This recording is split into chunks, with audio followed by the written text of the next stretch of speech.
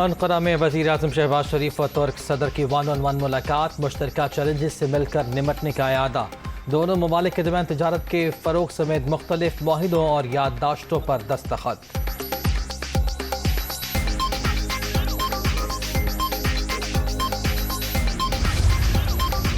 कराची के 6 super store में लगी आग ना बुझ सकी, धुआं भरने से एक शख्स जाँ महक, करीबी इमारत में बच्चा बेहोश।